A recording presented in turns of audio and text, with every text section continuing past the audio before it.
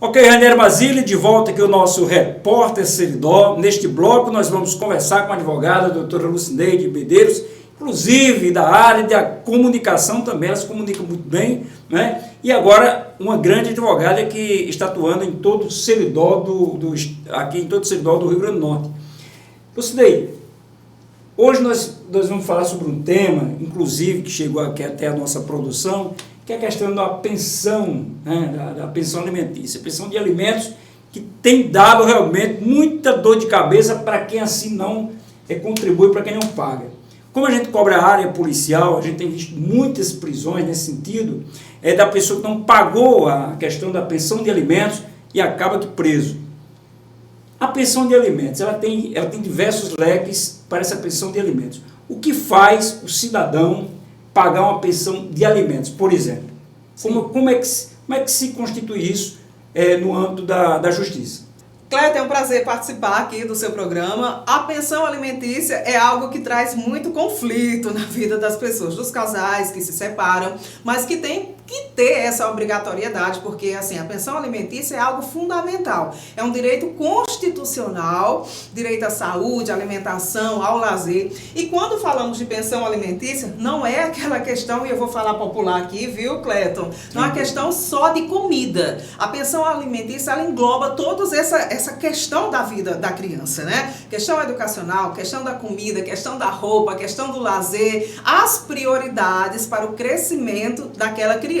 E esses deveres são em 50%. 50% para o homem, 50% para a mulher, mas vai depender também de quem ganha mais, paga mais, para que vocês possam entender. Vamos dizer que, Cleto... Eu ia exatamente perguntar isto aí, essa questão do parâmetro de pagamento.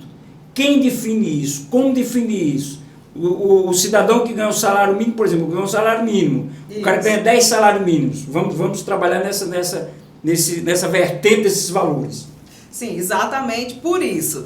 Por quê? Vamos dizer que Cleto ganha uns 10 salários mínimos, né? Por aí eu, como esposa, só ganho 2 salários. Então não seria coerente firmar a mesma equidade para os dois, né?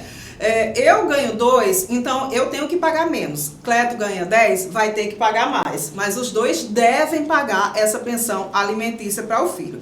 Por que é importante? Não vale aquela coisa de boca, né, Cleto? Então eu estou pagando de boca, eu fiz um acordo de boca, então eu pago um mês, outro mês eu não pago, esse mês eu dou uma quantia, no outro mês eu já não dou mais.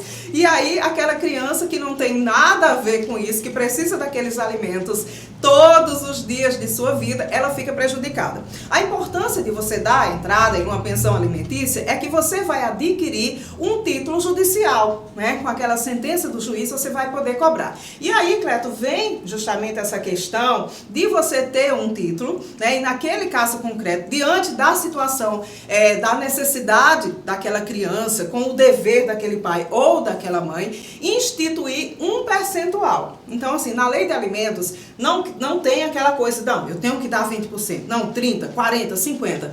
É essa balança. É a necessidade da criança. Isso. E o poder aquisitivo. E o poder aquisitivo do pai. Mas tem um detalhe. Ou da mãe. Tem um detalhe aí, que é um mito e muitas pessoas pensam dessa forma ou agem dessa forma e acaba fazendo errado. Por exemplo, na impossibilidade do pai e mãe pagar a pensão de alimentos, quem vai arcar? Os avós. Os avós. Mas esses são casos extraordinários, porque a criança ela vem em primeiro lugar. Então vamos dizer que aquele pai esteja realmente desempregado. Só o fato de estar desempregado também não vai isentar aquele pai ou aquela mãe de pagarem não a pensão. É aquela coisa popular. Teve um filho, então tem que dar os seus pulos para alimentá-lo. Então, só fala, não, eu fui colocado na justiça, como muita gente fala. Não, então eu vou lá, vou dizer que não estou empregado e vou me isentar disso. Não, o juiz não quer saber disso, quer saber que a criança necessita. Diante de um caso mais extraordinário, assim, que realmente aquela pessoa demonstra que não tem condições nenhuma de prestar aqueles alimentos, então são chamados os avós. Mas se os avós também não tiverem condições, né? O importante é que aquela pessoa batalhe mesmo no popular e consiga pagar esses alimentos. alimentos. Então, ela entrou com essa ação de pensão alimentícia, vai garantir que aquela pensão seja paga. E hoje, antigamente, eram necessários 3 meses, viu, Cleto, para cobrar isso, para a pessoa ser presa, coisa e tal, se não pagar. Mas hoje, basta a pessoa dever 1 mês, se ela quiser, já pode executar. Um mês já pode ser executado. Já pode executar. Vai depender muito do acordo, da convivência, do casal que, vamos dizer, que separou, e aí vai depender muito dessa convivência, dessa conversa, né, para que isso não vá até o ponto final lá na justiça. Porém, a justiça, advogada, doutora, não quer saber, pelo que eu entendi, pelo que a senhora falou, não quer saber, o direito é sagrado. Isso, né? da criança. Da criança, do alimento, da escola, do vestuário, enfim. Então, realmente, é bem complexo e tem um detalhe, é uma coisa bastante séria. Há quem diga que é a única coisa que dá cadeia muito rápido no Brasil é a pensão de alimentos. É a pensão de alimentos. Hoje em dia, rapidez mesmo para a pessoa ficar presa só com a prisão de alimentos, porque é levado em consideração, né, essa dignidade daquele menor, né, daquela criança. Como é que a pessoa vai viver sem o alimento, que é algo essencial para a nossa vida? Por isso que tem essa agilidade. Então, se aquela pessoa não está pagando direito, a pensão, ela pode ser executada, então ela vai receber aquela intimação e ela vai ter 3 dias para pagar aquela quantia devida, aquela pensão que era devida anteriormente, mais aqueles alimentos vicendos que vão ser o para frente. Mas ela também pode entrar com a justificativa de alimentos e tentar provar por A mais B que realmente não pode pagar aquela quantia. Isso vai para uma audiência depois, vão ser acordados alguns termos e às vezes tem também esse equilíbrio se a pessoa está devendo vários meses, porque nem sempre quando a pessoa é devedora, aquela outra pessoa vai cobrar de imediato, né? Muitas pensões alimentícias chegam a um valor que a pessoa já está devendo 6 mil, 7 mil, 10 mil, e aí às vezes há aquele equilíbrio, né, de tentar um acordo em audiência para a pessoa pagar um total X. Me diga uma coisa, já a gente falou nessa questão de rever, aí pode-se também, e aí com certeza isso acontece muito, a questão de pagar, por exemplo, eu pago X, um valor bem interessante, e eu acho que esteja pagando acima do que eu posso pagar um pouco, posso pedir uma revisão? Sim, você pode pedir, Cleto, uma revisão quando o padrão de vida mudar. Vamos dizer que você foi executado, né? Certo. Houve um acordo para você pagar um percentual, vamos dizer, de 30%, né, do seu salário naquela época em que você fez o acordo. Mas o seu padrão de vida diminuiu. Você mudou de emprego, né? Você não tem mais o mesmo padrão, foi demitido e ficou sem trabalhar. Então você pode entrar com ação de revisão de alimentos para diminuir. E se for ao contrário, tem muita gente que expõe uma vida bem glamourosa. Se aumentar o padrão de vida, aumenta a pensão. Aumenta a pensão. Mas tem que a pessoa entrar com ação de revisão de alimentos. É um assunto puxa o outro. Aí, agora que eu estou lembrando, eu não sei onde, mas eu li isto, por exemplo, o cidadão que pagava X de pensão, ele alegava que não podia pagar, mas de repente as redes sociais dele estavam cheias de fotos, ele